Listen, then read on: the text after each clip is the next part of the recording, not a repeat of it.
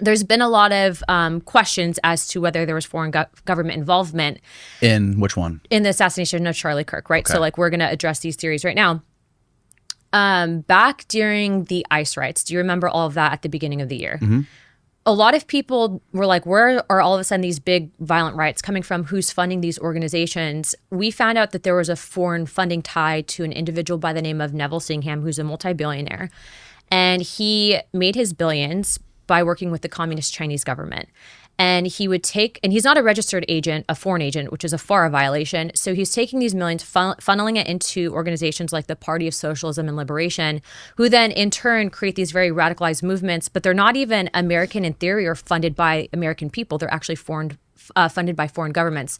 The irony in all this is that Neville Singham, not just to Mamdani's election, so like Jews from Mamdani, but he actually also has ties to funding the Party of Socialism, the Salt Lake City queer group, which is now being investigated with former knowledge on whether or not they knew Charlie would be assassinated, who had ties to the shooter.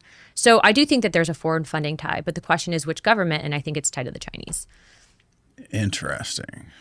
What was it called? The queer what? Salt Lake City Queers. Salt Lake City Queers. They're being investigated by the FBI. But if you look at the organization and where the funding comes from, I mean, not just them, they had ties to groups in Cuba and they are actually calling themselves terrorists.